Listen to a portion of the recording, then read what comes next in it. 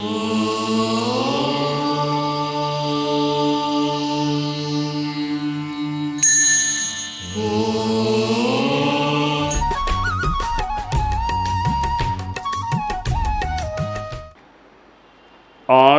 वाङ्मय में कहा गया है, बीवी है गुण तवो रएय निच्चम, भवई निराश ए निज रठिये, तवसा धुणई पुराण पावगम, जुत्तो सया तव समाहिए। हमारे जीवन में तपस्या का भी महत्व है।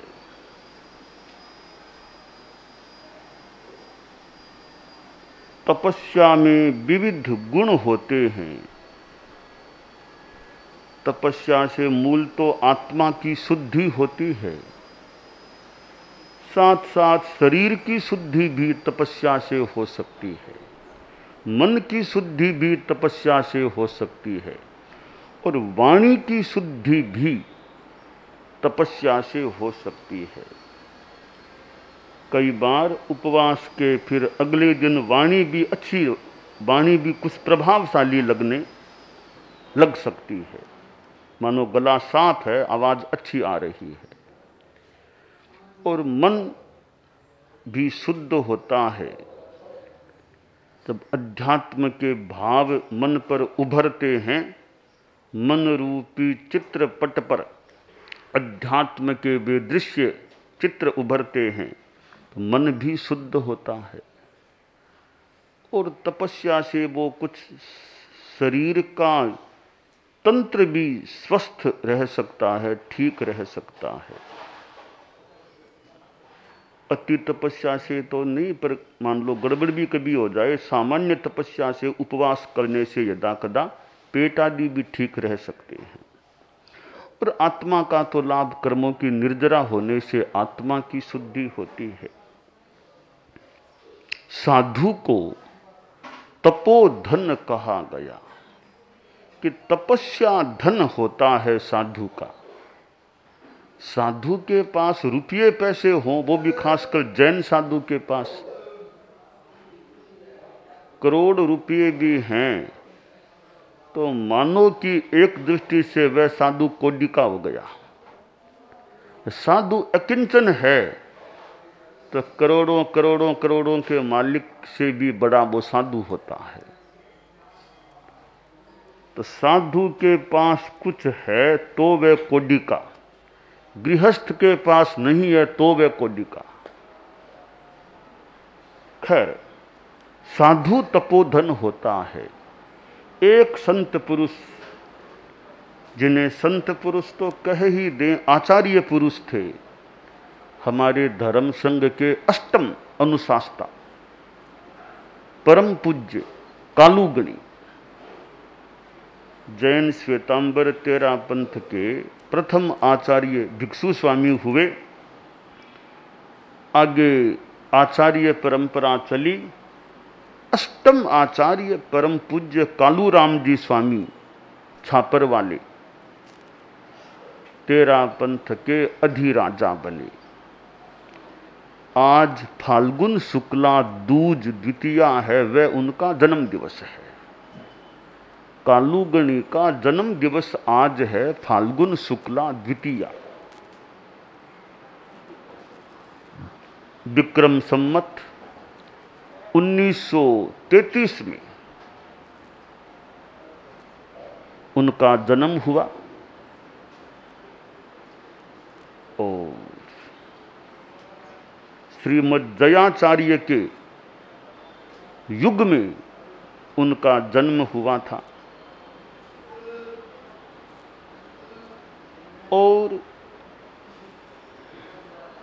करीब 33 वर्ष की अवस्था में वे तेरा पंथ के आचार्य बन गए थे। जन्म विक्रम संमत 1933 का, आचार्य बने विक्रम संमत 1966 में। करीब 33 वर्ष की अवस्था में वे तेरा पंथ के आचार्य बने। युवा अवस्था में आचार्य पद पर आरोहण किया था। परम पूज्य कालूगणी मगवा गणी के पास तेरा पंथ के पंचम आचार्य मगराज जी स्वामी मगवा गणी के पास दीक्षित हुए थे। फिर शिक्षित भी हुए, विकसित भी हुए। मगवा गणी के कृपा पात्र शिष्य उनको माना जा सकता है। मगवा गणी का सान्निध्य बहुत लंबा तो मुनि कालू छापर को नहीं मिला, कुछ वर्षों का मिला, पर ऐसा बताया गया संभवतः कि कालूगणी के मन में मगवा गणी के प्रति एक विशेष श्रद्धा का भाव रहता था। और सुना कि कभी मगवा गणी का नाम आता, बात चलती तो कालूगणी की आंखें नम हो जाती। अब वो श्रद्धा भाव उनका मानो उभरता, या और कोई कुछ कष्ट का भाव उभरता होगा, जो भी, उनके आंखें नम हो जाती। तो कालूगणी के मन में अपने गुरु, अपने दीक्षा दाता, दीक्षा गुरु आचार्य मघवा गणी के प्रति विशेष कोई भाव था, ऐसा सुना है, आश्रय ज्ञात होता है। और कालूगणी के प्रति गुरुदेव तुलसी के मन में एक विशेष श्रद्धा भाव, कृतज्ञता का भाव जानने को, देखने को मिलता था। मानो कि जैसे कालूगणी के मन में मगवा गणी के प्रति था, तो गुरुदेव तुलसी के मन में कालूगणी के प्रति वह एक विशेष भाव परिलक्षित होता था। कालूगणी का लगभग 60 वर्षों का जीवन काल रहा और उनके द्वारा दीक्षित 2 उनके सुशिष्य तेरा पंथ के आचार्य बन गए। परम पूज्य हमारे गुरुदेव आचार्य तुलसी भी उन्हीं के शिष्य सुशिष्य थे और हमारे परम पूज्य गुरुदेव आचार्य श्री महाप्रज्ञ जी भी उन्हीं के सुशिष्य थे। एक आचार्य के द्वारा दीक्षित 2 सुशिष्य उनके परंपर और उसके बाद अनंतर तेरा पंथ के आचार्य बने और वे दोनों युग प्रधान आचार्य कहलाए। परम पूज्य कालूगणी संस्कृत भाषा के ज्ञाता थे। उनमें संस्कृत भाषा का ज्ञान था और धर्म संघ में, तेरा पंथ धर्म संघ में संस्कृत भाषा को उन्होंने मानो विकसित कर दिया। उनके जमाने के, उनके द्वारा दीक्षित अनेक साधु, अनेक शिष्य उनके संस्कृत के विद्वान, अच्छे ज्ञाता बन गए। गुरुदेव तुलसी को तो हमने देखा है, गुरुदेव तुलसी संस्कृत के विद्वान थे, संस्कृत में रचना कर देते, संस्कृत का पठन पाठन। तो गुरुदेव तुलसी में भी संस्कृत की विज्ञता थी। आचार्य श्री महाप्रज्ञ जी में कितना संस्कृत भाषा का ज्ञान था, संस्कृत में आंसू श्लोक रचना कर देते, बहुत अच्छा संस्कृत का ज्ञान था। मुनि श्री नथमल जी स्वामी बागोर वाले मेवाड़ के कालूगणी के युग के संस्कृत का कितना अच्छा वैदुष्य था, ज्ञान था। और भी अनेक अनेक अनेक संत शिष्य कालूगणी के युग के संस्कृत के जानकार हुए। मुनि श्री बुद्धमल जी स्वामी संस्कृत के ज्ञाता संत थे और उनकी एक पुस्तक तो मेरी स्मृति में उत्तिष्ठते जागृत संस्कृत की पुस्तक, पाठ पाठ ऐसे पाठ हैं उसमें, आचार्य श्री महाप्रज्ञ जी के अनेक ग्रंथ संस्कृत में हैं। तो संस्कृत भाषा का विकास परम पूज्य कालूगणी के युग में और फिर उसके बाद में भी एक अच्छे रूप में हुआ ऐसा प्रतीत होता है। यो मगवागणी भी संस्कृत के प्रेरक ज्ञाता जो भी, और मगवागणी के शिष्य कालूगणी थे, फिर कालूगणी के शिष्य गुरुदेव तुलसी आचार्य महाप्रज्ञ जी थे। कालूगणी को मैंने तो खैर देखा ही नहीं है, आप में भी प्राय लोगों ने नहीं देखा होगा कालूगणी को, परंतु थोड़ा कालूगणी से मेरा संबंध हो गया। संबंध यूं हो गया कि मैंने जब दीक्षा लेने का निर्णय, मुझे हाँ या ना निर्णय करना था, दीक्षा लूं या नहीं यह निर्णय करना था, वो निर्णय करने के लिए मैं एक जगह सरदार शहर में एकांत में बैठा। वो संतों का, साधुओं का ठिकाना जो है गदैया जी का नोरा, वहाँ मैं ये आज मुझे निर्णय करना कि साधु बनना है अथवा नहीं, यह सोच के निर्णय करना है। तो निर्णय करने के लिए मैं एकांत में अकेला जाकर के बैठा। वो दिन था भादवा सुदी छठ का, कालूगणी का महाप्रयाण पुण्यतिथि का वार्षिक दिन था। आज तो जन्म दिवस है, वो था महाप्रयाण दिवस, पुण्यतिथि। वो उस दिन में वो संवत्सरी का पालना किया हुआ था। मैं चिंतन के लिए बैठा था तो मुझे मुनि श्री सुमेरमल जी स्वामी लाडनू ने कहा कि तुम कालूगणी की माला फेर के बैठ शुरू करना चिंतन। तो मैंने कालूगणी का जप किया और चिंतन के लिए बैठा। आज हाँ या ना निर्णय करना, साधु बनना या नहीं बनना। मैं सोच रहा था क्या करूं, कौन सा रास्ता लूं। मैं छोटा सा ही था, 12 वर्ष का भी नहीं था, 12वां वर्ष तो चालू था।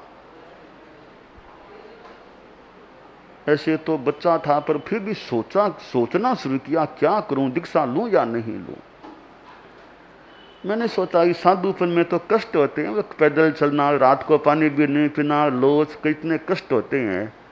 साधु जीवन तो कष्ट वाला है। विचार या गृहस्थ में रहूंगा तो कष्ट तो वहां भी हो सकते हैं। कमाई का धंधा ठीक न बैठे तो तकलीफ हो सकती है। परिवार में भी कभी किसी की मृत्यु, कभी कुछ तकलीफें हो सकती है। और भी कैसे क्या संबंध रहे परिवार में, तो वहां भी कष्ट हो सकता है।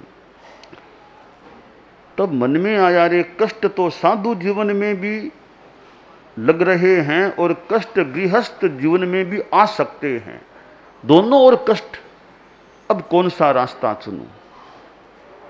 तब एक विचार दिमाग में कौन था, अरे कष्ट तो दोनों ओर है, पर गृहस्थ के जीवन में रहोगे कष्ट भी पाना पड़ सकता है। मरने के बाद पता नहीं कौन सी गति मिलेगी, नरक में कहाँ जाके पैदा होना पड़ेगा।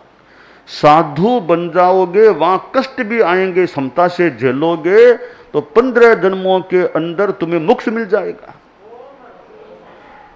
तो कष्ट ही झेलना है तो साधु जीवन के झेलो ना, जो मुक्ति के निकट तो होंगे ना, क्यों गारहस्थ में आगे बढ़ना। यह विचार आया कि मेरा रास्ता साफ हो गया।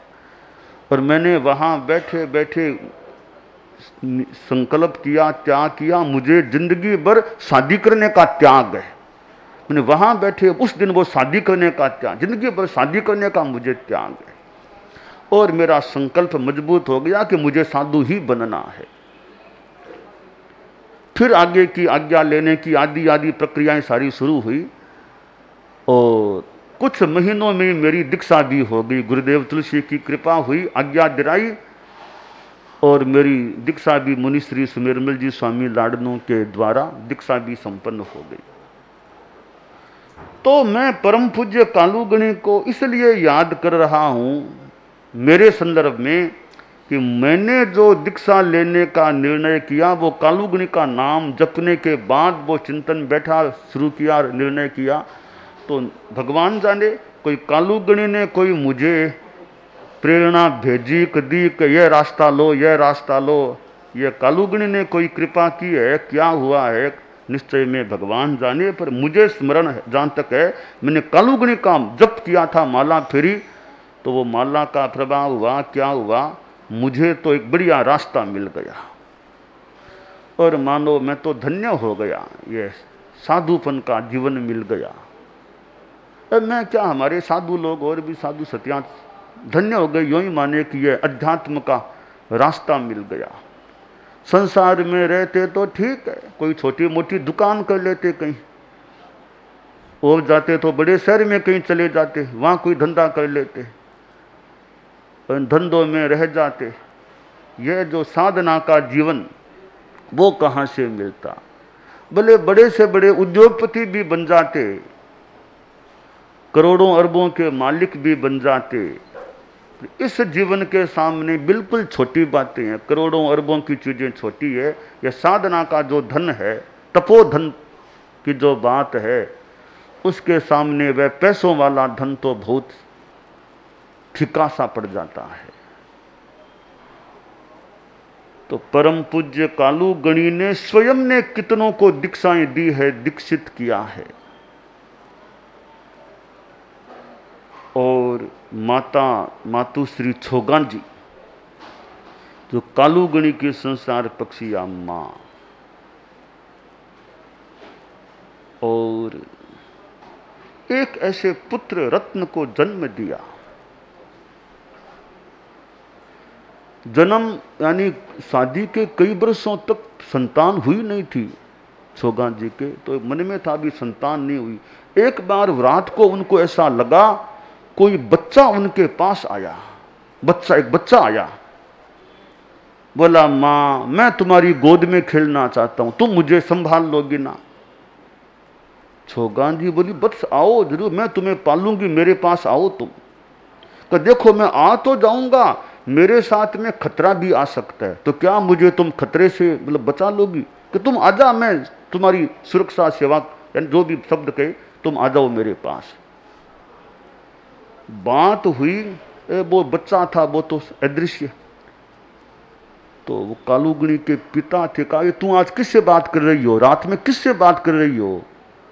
छोगान जी बोली एक बच्चा आया था, उसने कहा कि मैं तुम्हारे पास आना चाहता हूं, तुम्हारी कुक्षी में आना, तुम्हारे पास तुम्हारी गोद में पलना चाहता हूं। तो मैंने कहा आ जाओ, मैं तुम्हें पालूंगी।